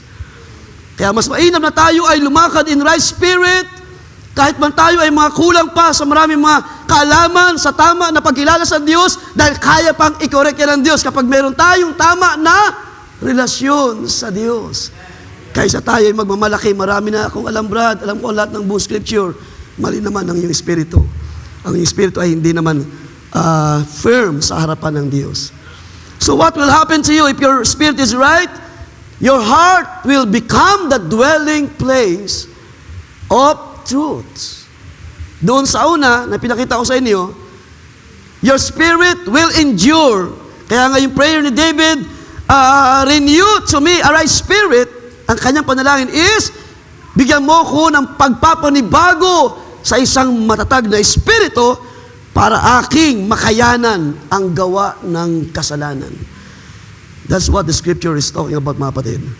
Kapag mahina pa lang ating mga espiritu, ora mismo, paglabas mo pa lang, pwede kang madala ng mga sitwasyon. pwede kang mag-isip agad ng mali. Pwede kang tawag niyan, maging mababa ang iyong kaisipan sa mga salita ng Diyos. At madali mong ignore ang mga turo at aral ng Panginoon. So, ikalawang bagay na gusto kong tingnan, your heart will become the dwelling place of the truth. Balikan natin ang verse 6. Ano yung sabi sa prayer ni David? Sabi niya, behold, you desire truth in the inward parts. And in the hidden parts, you will make me to know wisdom. So kapag tayo pala ay weak in spirit, kung hindi establish ang ating mga espiritu, hindi natin kayang ingatan ang truth. Hindi natin kayang, tawag niyan, panatilihin ang ating puso, nag-aalab sa salita ng Diyos. But when your spirit is established, your heart will become the dwelling place of the Word of God. Ibig sabihin na ang Diyos ay naghahanap ng truth in our inward parts, hindi na ito magiging issue sa iyo because you have a right spirit and you believed sa Diyos na tumawag sa iyo. You believe His Word and you keep His Word in your heart. Iniingatan mo kanyang salita, lumalakad ka, pinamumuhay mo ang salita ng Diyos, and that makes your spirit firm. Ibig sabihin, mayroong tama na espiritu sa iyo. Kapag ikaw ay lumalakad in truth, kapag ikaw ay nabubuhay ayon sa kalooban ng Diyos, kapag ang buhay mo ay napupuno ng katuwiran, ng biyaya ng Diyos, ibig sabihin, you have a right spirit. Ikaw ay mayroong established na spirit. You can endure anumang mga negatibo na mayroon dyan sa labas. Anumang mga pangit na bagay na dumarating sa iyo, kaya mong i-filter. Kaya mong salagin ang gawa ng kaaway. Kapag nandyan ang mga tukso ng diablo, kapag nandyan ang tawag niyan, mga pag-aalinlangan sa paligid, ano na mangyari kapag nagtuloy-tuloy ang kaguluhan, ano na mangyari kapag tumaas ang mga bilihin, paano na ang aking mga anak, paano na ang aming negosyo, paano na ang aming hanap buhay. Lahat tayo ay may panampalataya, hindi tayo pinabayaan o pababayaan man ng Diyos. Meron tayong tiyak na pag-asa, sabi ni Pablo, that God is able to do according to your needs. Higit pa sa atin, sabi ni Paul, higit pa sa ating iniisip or inaasahan, may magagawa lagi ang Diyos. At yun ay nagpapakita that you have established heart. Hindi ka madadala ng mga sitwasyon. It's all right, mangyari ang lahat ng mga bagay na dapat mangyari according sa salita ng Diyos. Pero tayo ay established sa harapan ng Diyos. Hindi tayo matatangay ng mga balita, ng mga negative na mga bagay. Because we have gods in heaven. Meron ba tayong Diyos sa langit, mga kapatid? Meron tayong buhay na Diyos na gumagawa sa atin. Now, pwede nating marinig paulit-ulit ang katotohanan. Like, kung naalala niyo yung mensahe ni Pastor Joe last 2 Sundays ago. Blessed the eyes and ears. Pwede tayo rito laging makarinig ng mga pagtuturo. Pero kung mali ang ating spirito, hindi ito papasok sa ating mga kaluluwa. Kung mali ang ating mga espiritu, hindi natin maiingatan ang salita ng Diyos. Kaya nga sabi sa mensahe, di ba, kung babalikan niyo, mapalad yung mga taingan na nakakarinig, it means nakakaunawa, mapalad ang mga mata na nakakita, nakakaunawa sa gawa ng Diyos. Let's read Psalms 125 verse 4. Nawa, mga kapatid, hindi lamang labas-pasok sa atin ang truth. I-desire natin sa gabing ito, magkaroon tayo ng puso na firm. Para kung ano man yung mga bagay na ginagawa ng Diyos, ay maingatan natin sa ating buhay, sa ating mga puso. Psalms 125 verse 4, do good, Lord, to those who are good and to those who are upright in their hearts. Isang panalangin o isang desire na ang Diyos ay gumawa. Subalit paano makakagawa ng mabuting bagay ang Diyos kung ang puso natin ay hindi firm? Kung ang ating spirito ay hindi established? Gusto ng Diyos gumawa pa ng mga dakilang bagay. Hindi pa nga natin nakikita yung isang matinding karamdaman na pinagaling or maaari sa nakalipas na nangyari na yan, pero tayo nagde-desire na kung meron mang grabing karamdaman sa ating kalagitnaan, God can heal those sicknesses with prayer and supplication. Sumasampalataya ako na may magagawa pa rin ang Diyos, dahil ang Diyos ang siyang gumawa ng ating laman, ng ating mga flesh, ng ating mga kaloob-looban. Ang Diyos ang nakakaalam kung paano ito ayusin. Kailangan lang natin magkaroon ng tama na spirit sa harapan ng Diyos upang ang Diyos ay gumawa ng mga mabubuting bagay. Kanino? To those who are upright in their hearts. Pero kung tayo ay mayroong pusong matigas, pusong, hindi umaayon sa salita ng Diyos, then paano ang Diyos makakagawa sa ating kalagitnaan? Job 38 verse 36, who has put wisdom in the innermost being? So dito naman ay pinapakita kay Job, ang Diyos ay may kakayahan na maglagay ng wisdom, ng truth. Who has put wisdom in the innermost being or given understanding to the mind? Even Job, nakita niya, maliban ang Diyos ay mangusap, wala tayong tatamuhing mabubuting bagay. Maliban ang Diyos ay magbukas ng kapahayagan, wala tayong mauunawaan sa plano ng Diyos. Maliban ang Diyos ang magbukas ng kapahayagan patungkol sa mga panahon na darating, patungkol sa kawakasan. Manatili tayong lalakad sa kasalanan. Pero kung ating mga buhay, ang ating mga espiritu ay maayos, established, firm sa salita ng Diyos, magiging malinaw sa atin na tayo ay nabubuhay na sa huling mga araw. Ang mga nangyayari sa panahon ay hindi aksidente. Ang mga kaguluhan ay hindi aksidente. Ang gera ay hindi aksidente. Lahat ay isinulat sa kasulatan upang tayo ay sumampalataya na totoong may Diyos na nangako ang lahat ng bagay nito ay kailangang mangyari. At ang kanyang iglesia ay handa sa kanyang kalwalhatian. Ito yung ating pag-asa, mga kapatid. Just make your spirit right. Ang Diyos ay magpapatuloy, nakikilos at gagawa para sa iyo. Ano man ang ating mga dalangin sa gabing ito, mayroong paraan lagi ang Diyos. Ano man ang ating mga karamdaman ngayong gabi, lagi ang Diyos ay ready para magpagaling kung tayo ay sumasampalataya.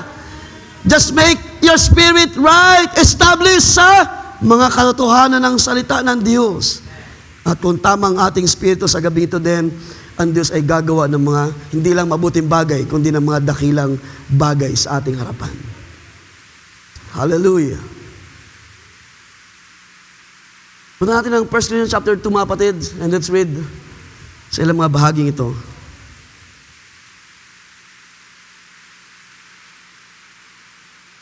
I hope hindi naabot natin ang mga kaisipan about renewing to the right spirit. 1 Corinthians chapter 2. So ito yung aking binabanggit kanina. Verse 10. But God has revealed them to us through His Spirit. Ano yung pinaunawa sa atin o ipinahayag ng Diyos? Yung mga bagay na kanyang inihanda nung una pa. For the Spirit searches all things, yes, the deep things of God. For what man knows the things of a man except the Spirit of the man which is in him. So para daw maunawaan ng tao ang mga bagay sa kanyang sarili, ang tanging paraan ay sa magitan ng Espiritu na nasa kanya. Pero kung pag-uusapan ng mga bagay sa Diyos, ang Espiritu ng Diyos ang nagpapaunawa sa atin. Ano sabi diyan? Even so, no one knows the things of God except the spirits of God. Now, sabi niya, we have received not the spirit of the world, but the Spirit who is from God, that we might know the things that have been freely given to us by God.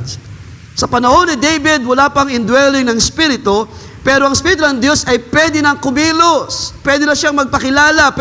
Pwede na magpahayag ang Diyos ng kanyang katuwiran, ng kanyang kadakilaan, ng kanyang banal na presensya. Kaya nga when David failed, when David sinned against the Lord, nakita niya na siya ay mahina ang kanyang spirito, and that's why he prayed. Siya ay nanalangin, a right spirit, a firm spirit. Hallelujah. Dahil, kung ang ating mga espiritu ay maayos, established sa salita ng Diyos, mas higit ang Diyos gagawa at kikilos by His Spirit, siya ang magbubukas ng kanyang sarili, ng kanyang kalooban para sa atin. Kaya nga sabi siya kanina, hindi sapat na establish ng iyong espiritu, kailangan pa rin natin ng indwelling ng espiritu na mula sa Diyos. Para ano? Para sabi sa ating binasa, para makita natin at maunawaan yung mga bagay na kalooban ng Diyos. Yun ang dahilan why David prayed, at hindi lang siya nanalangin ng isang simpleng panalangin, siya ay nagnalangin ng malalim na desire. With supplication, he prayed for a renewing of his spirit. Sa gabi ito mga kapatid, kung mayroon tayong nararamdaman, nadadama natin na may mga bagay pa na kailangang ayusin sa ating sarili, I would advise sa gabi ito, katulad ni David, pakanasain natin, ma-establish ang ating spirito.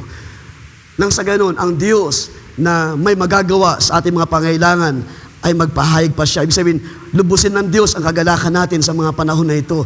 Kung ma-establish tayo sa harapan ng Diyos, ibig sabihin ng ating spirito ay hindi na tayo mag-react negatively. Sino sa atin ang nagpapasalamat pa rin kapag meron ang display tulad ng mga bigat na mga bagay, karamdaman, pangailangan, kagutuman, kahubaran, ang ating mga kaluluwa ay nagpapasalamat at nagpupuri pa rin sa kabutihan ng Diyos, believing na ang Diyos ay laging may magagawa at may paraan siya sa lahat ng bagay. Pero kung ating mga puso ay, o ating mga espiritu ay mahina, unstable, hindi kayang harapin ang mga sitwasyon, madali kang matangay, madali kang mag-isip, madali kang mag-alala, madali kang mag-panic. Kaya rin mo, kapag meron kang sapat na sapat na mga salapi sa bahay, punta agad ng grocery para mamili ng iyong pangangailangan for a month. Natawag nilang panic buying. Pero sa atin ang mga establish ang Espiritu.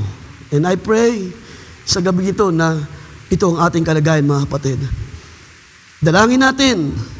Kung hindi pa man lubos ay ating dalangin ang enduring spirit sa gabi ito. Establish pa tayo ng Diyos sa Kanyang truth at makita natin sa ating sarili na meron tayong reason para magpatuloy sa pananampalataya. Punta natin ng James chapter 4. Sa ilang mga bagay pa mga kapatid na gusto kong tingnan. Tayo magtatapos sa ilang mga sandali. Sa James chapter 4,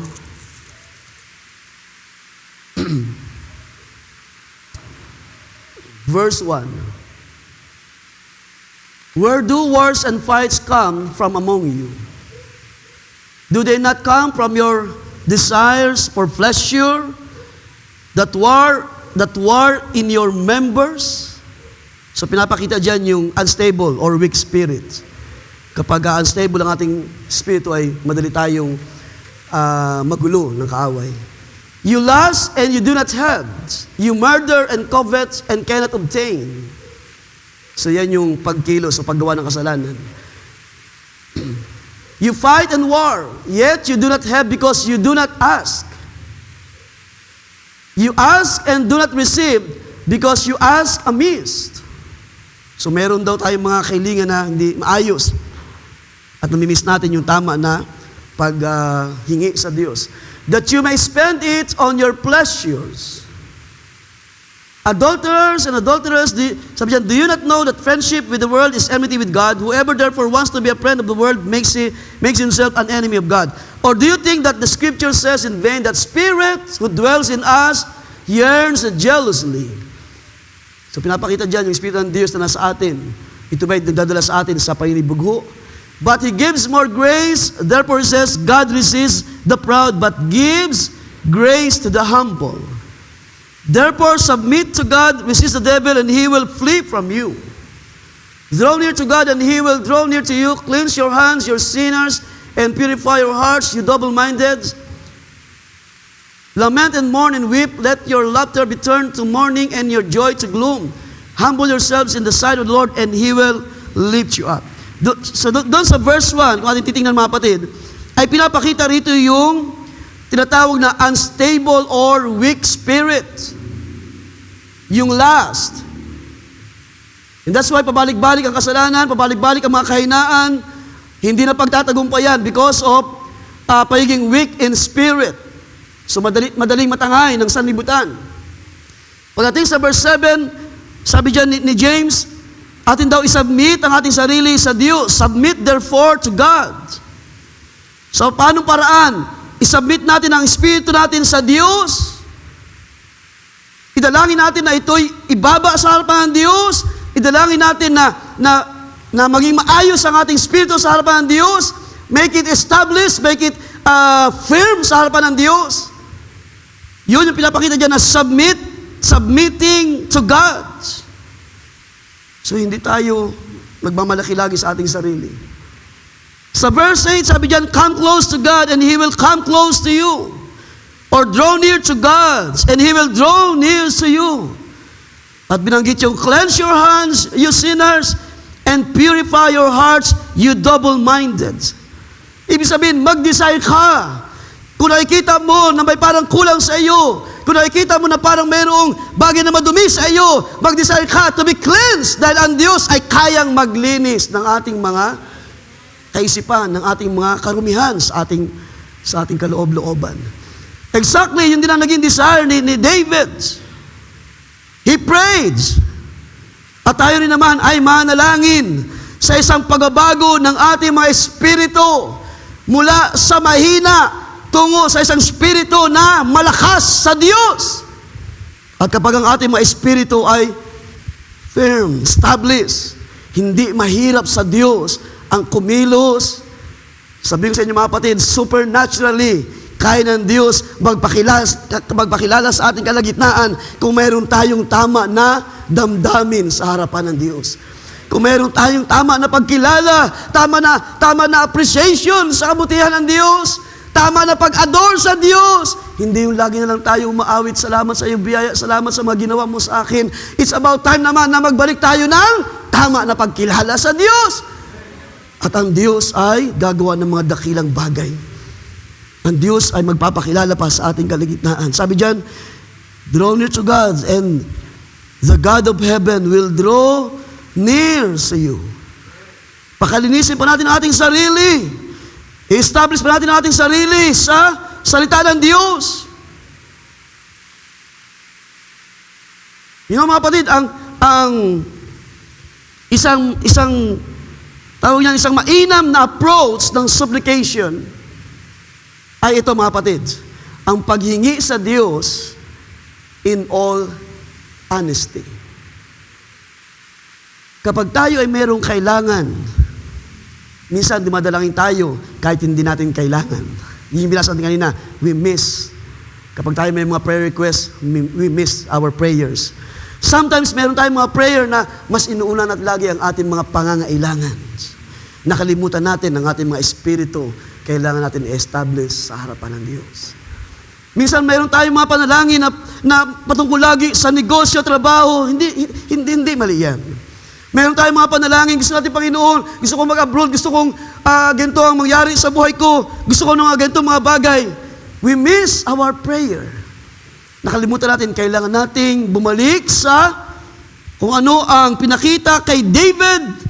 Humiling tayo ng isang panalangin in all honesty, katulad sa isang magulang na lumalapit, Panginoon, Ama sa langit, ito yung aking pangailangan. Gusto ko pa na patibayin mo ako sa pananampalataya. Gusto ko pa, O Diyos, mag-desire. Ako'y nagde-desire pa ng mga malalalim na kapahayagan ng iyong kalooban sa buhay ko. Gusto ko pang makita ang iyong plano. Gusto ko pang makita gusto pang maramdaman ang iyong damdamin sa akin, O Diyos. Baka mamaya ay masyado na tayong, nauna ng ating mga laman.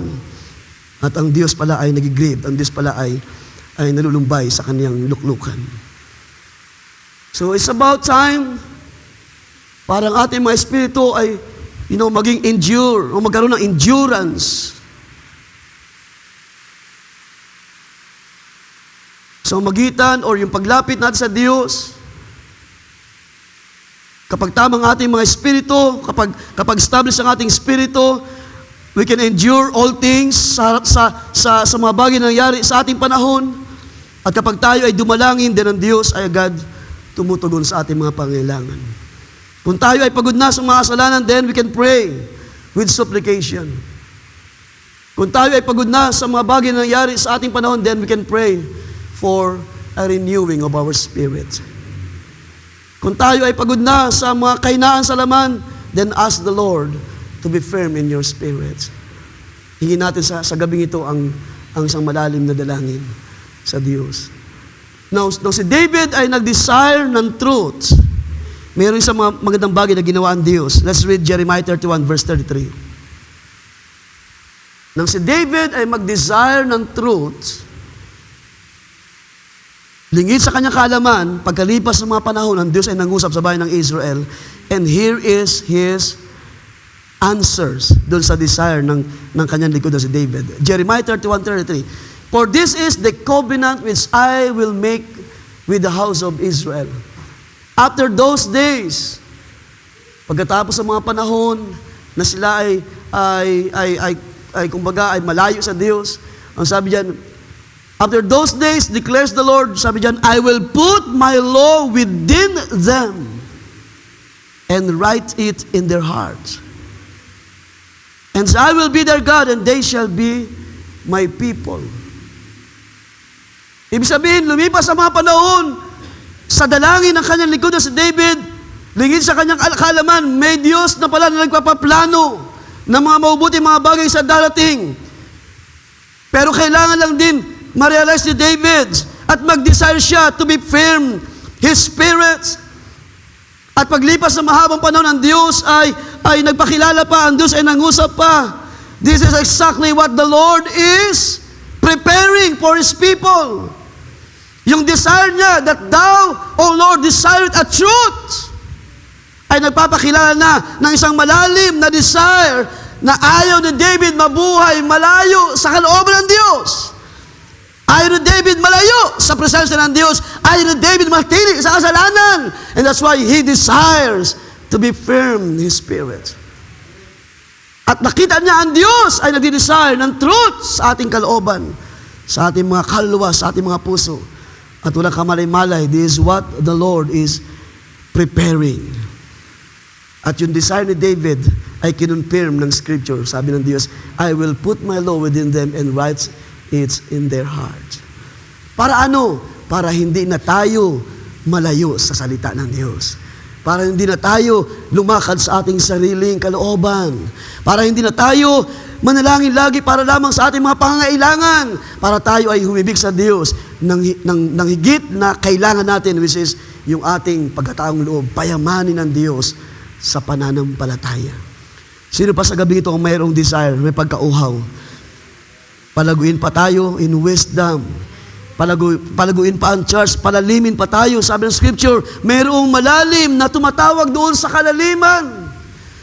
At salamat, may Diyos na tumutugon sa mga malalim na desire. Hallelujah. Kung mayroon tayong desire na maging maayos pa ang ating pamumuhay, hindi dahil tayo ay materially blessed, kundi may Diyos na umaakay sa atin. Hallelujah. Kung mayroon pa tayong desire na ang kanyang banal na presensya ay laging kasama natin. Hallelujah. Be firm your spirit sa harapan ng Diyos. Be established your spirit sa harapan ng Diyos. At ang Diyos, sa magitan ng kanyang spirito, ay gagawa siya ng mga dakilang bagay. He will manifest His own word para makita pa natin ang ating mga sarili, ang kanyang kalooban sa buhay natin, mga kapatid. Napakaganda ng pinakita doon. Balikan natin yung James, mga kapatid. Napakaganda ng pinakita dyan ni James. Be afflicted. Now tayo magtatapos. Be afflicted and mourn. Yung afflicted dito is to realize your own misery. Bakit? Tayo ay nasa Panginoon na. Tayo ay pinuspos na ng Espiritu ng Diyos. Tayo ay lumalakad na in truth. Nabubuhay tayo sa kalooban ng Diyos. Pero sabi ni James, be afflicted. Ibig sabihin, from time to time, make sure to realize your misery. Kung hindi sa Diyos, ikaw ay manatiling miserable pa rin sa mga panahon na ito. Kung walang pag-abot na ginawa ang Diyos sa buhay mo, ikaw ay manatili sa ganung kalagayan. Pero sinasabi diyan, be afflicted, kilalanin mo ang iyong sarili, in those days, yung mga panahon na ikaw ay tinulungan ng Diyos, sabi diyan, and mourn and wept. Ano yan? Supplication, panalangin ng daing sa iyong pangangailangan, sa iyong personal needs. Nawa, i-secondary na natin ang ating mga personal needs, mga kapatid, or ating mga physical na mga pangangailangan. Nawa, lagi natin sa unahan ng listahan ng ating mga prayer, patibayin mo ako, O Diyos. Patibayin mo ako sa pagkakilala sa iyo. Para palakasin mo, Panginoon, sa pananampalataya. Patibayin mo ako sa gawa ng kaaway. Palakasin mo ang aking spirito. Patibayin mo ang aking puso't kaluluwa sa gawa ng iniquity na gumagawa sa huling mga araw. Ang sabi diyan, let your laughter be turned to mourning and your joy to heaviness. Hindi maling mag-enjoy, hindi maling mag-rejoicing. Lalo na kapag may mga blessing na ginagawa ang Diyos. Pero minsan kailangan nating dalhin ang mga kagalakan na ito into mourning. Ibig sabihin, sa kabila ng mga blessing na ito, meron pa rin dapat paghibig sa Diyos. Meron pa rin puso na dapat dumadalangin ng ang Diyos, na ang Diyos ay magsugo ng kapangyarihan sa buhay mo. And so that hindi ka madala, kapag minsan materially blessed na tayo, nawawala na tayo sa mga spiritual na mga bagay.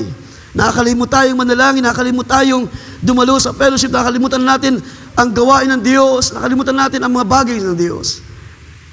Pero sabi diyan, let your laughter turn to mourning and your joy to heaviness. It's a supplication. Meron pa ba tayong ganitong dalangin? Or meron pa ba tayong ganitong uri ng prayers sa ating mga personal prayer? Humble yourselves in the sight of the Lord and He shall lift you up. Ang mga prayer with supplication. Mararanasan yan when you are down. When you are in deep prayer with supplication, mararanasan mo may Diyos na nagbabangon sa iyo. May Diyos na nagli-lift up ng iyong countenance. At ang puso mo ay nag-express, ang Diyos na tumawag ay buhay na Diyos. Ang Diyos na nagmamay-ari ng langit at lupa, sabi ng awit, became my Savior. The Creator became my Savior. Ang Diyos na nakatira doon sa kalangitan na hindi magkasya, ay nagawa niyang pumasok sa aking puso at manahan by His Spirit. At magpalakas ng aking kalooban. Sabi diyan, humble yourselves in the sight of the Lord and He shall lift you up. Sa gabi ito mga kapatid, bakit hindi mo natin i-focus ang ating mga prayer sa ating mga sarili?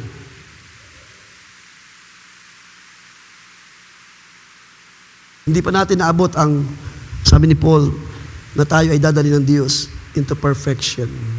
We are not yet into perfection. Marami pa tayong dadaanang tiisin. Marami pa tayong dadaan ng pagluha. Marami pa tayong dadaan ng mga, sabi natin, kagipitan. Pero sa panahon na ito'y pahintulot ng Diyos, ang ating mga espiritu ay nakatayong matibay sa espiritu ng Diyos. Ang ating mga puso at kaluluwa ay nakatayo in a firm foundation. And who is our foundation? It's the Lord Jesus Christ. He is the corner. He is the cornerstone. He is the firm foundation ng buhay natin. Mga kapatid, para sa akin, sa ating pagkatapos, mahalaga ang naging dalangin ni David. Kung ating tutuloy pagbabasa, sabi sa verse 11, do not cast me away from your presence. So malalim yung kanyang desire to be renewed. Upang siya ay manatili sa presensya ng Diyos. And do not take your Holy Spirit from me. Restore to me the joy of your salvation. Uphold me by your generous spirit. So hindi lang basta kailangan ma-establish lang yung spirito, kailangan pa rin natin ang generous spirit ng Diyos.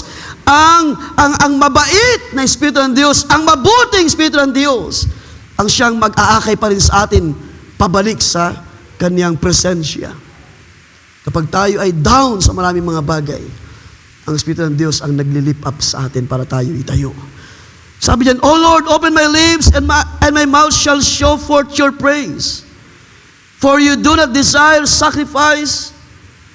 Kaya nga hindi sapat ang ating mga handog ng mga awit, hindi sapat yung mga tugtugin, yung mga pamamaraan natin, kumalin naman ang ating mga espiritu. Unahin muna natin, ayusin ang ating sarili sa harapan ng Diyos, at bago tayo makapag-perform, para ang Diyos ay maluwalhati sa kanyang luklukan. At hindi masayang ang ating mga pagpapagal, mga pagsisikap sa mga gawa ng Diyos, sa mga gawain ng Diyos. Minsan iniisip ko, kapag dahil sa ating pagiging complacent sa gawain in prayer, pagiging complacent sa mga gawa ng Diyos, nakakalimutan natin yung mas malalim na layunin ng prayer meeting. Kaya ito yung naglagay sa aking puso sa biyahe ng Diyos na balikan yung mga panahon na tayo ay in prayer meeting. Ibig sabihin, ang midweek prayer meeting ay totoong panalangin sa Diyos. Paghibig, paghingi, pagdaing sa Diyos ng ating mga pangailangan, hindi lang yung mga pang-araw-araw, kundi ang ating mga pagkataong loob ay patibayin sa salita ng Diyos. And make our mind be a sound mind sa harapan ng Diyos. Become sound mind sa harapan ng Diyos. So I just pray na maging ganito ang ating panalangin. Hindi natin kailangan magmadali, mga kapatid. Take your time to speak. Take your time to express your needs. At kung meron pa tayo mga tinatawag na downfall, o mayroon pa tayong mga kahinaan pa, then sama-sama natin itaas sa Diyos. Kung babalikan natin sa dali ang karanasan ni Adam, nang si Adam ang mag-asala sa harapan ng Diyos, yung kanyang tinatawag na ability para sa isang fellowship ay sinira ng kaaway.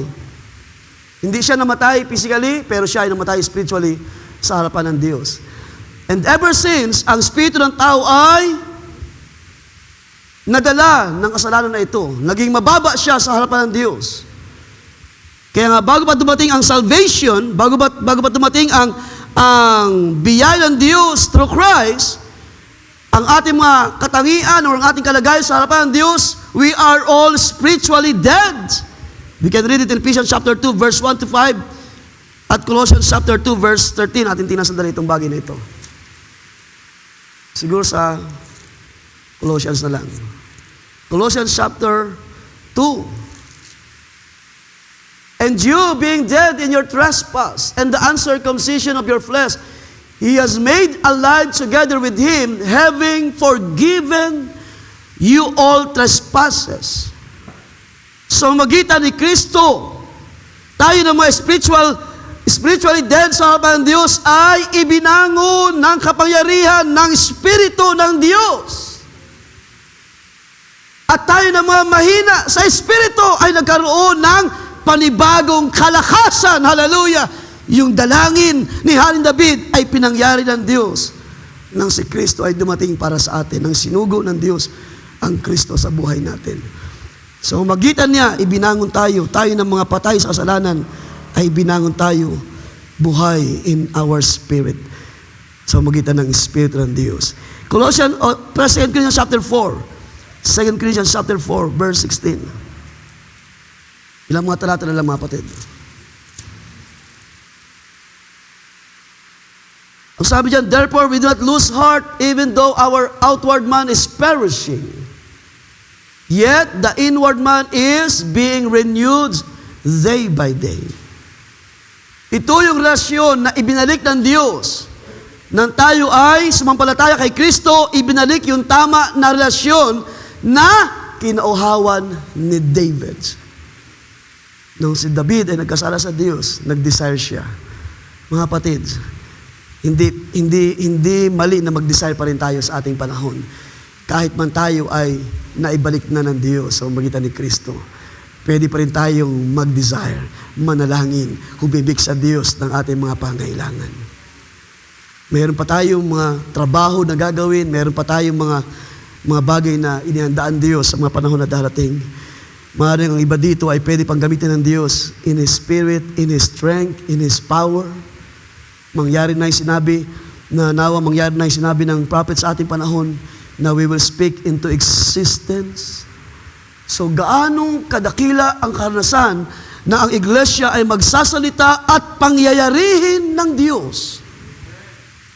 Dahil ito sa salita ng Diyos, sa truth na inilagay sa ating mga puso na ating sasabihin sa tamang panahon. At nawa, gawin ng Diyos, nawa ipaintulot ng Diyos, nawa ito ay ipakilala ng Diyos sa ating kalagitnaan. Dalahin ko na ito'y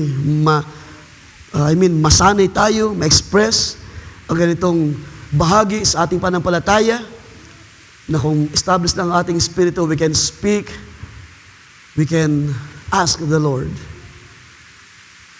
Alam ko, hindi kayo pinagkulang ng Diyos materially.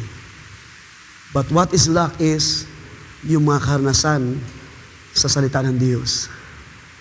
Ang mga kulang pa ay ang total na kalayaan sa gawa ng kaaway. Yung total na freedom sa mga karamdaman.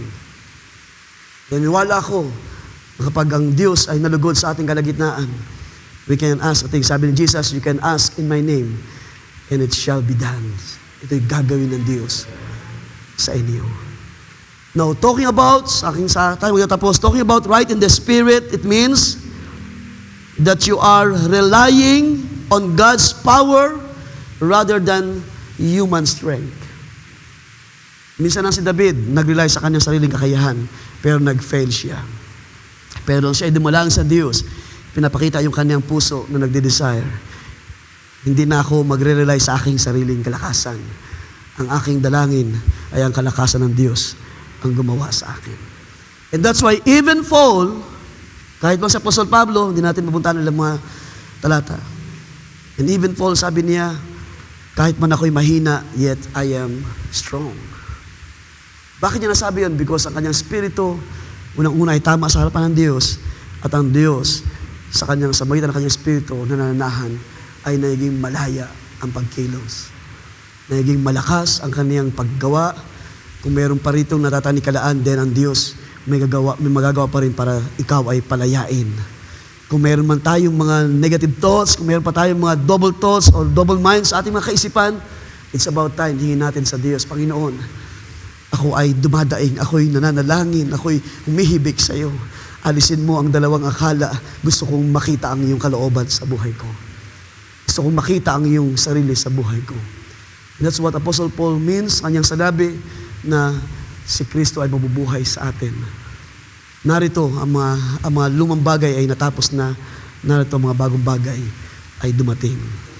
Sa Diyos, mabalik ang lahat ng kaluwalhatian, kapurihan, mga kapatid, sa bagay na ito. I just pray na maranasan natin ang mga panahon na ang iglesyang ito ay nasa malalim na pananalangin with all supplication, paghibig sa Diyos, paghingi ng mga bagay na kailangan natin. I know, katulad sabi ko kanina, hindi tayo pinagkulang ng Diyos.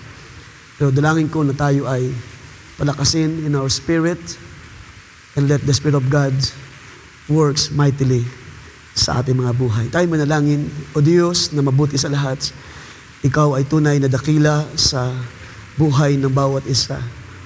Tunay, Panginoon, na hindi ka lumalayo sa iyong salita, O Diyos, hindi ka nakakalimot sa iyong mga pangako. Ikaw nagsabi by your spirits, O God, na iyong ilalagay ang iyong mga kautusan sa aming mga kaloob-looban, O Diyos. Iyong susulat ang iyong katuwiran. Ang iyong salita ay iyong ilalagay sa puso, sa kaloob-looban ng iyong mga hirang, O Diyos. Even into our soul, O God. Even into our hearts, O God. Upang wala na kami, O Diyos, maging alibay, wala na kami maging katuwiran pa sa aming sarili, O Diyos. At mangyari ang kasulatan na nagsabi, let your will be done, O God. Huwag ang aming sarili, kundi mangyari ang iyong kalooban, O Diyos.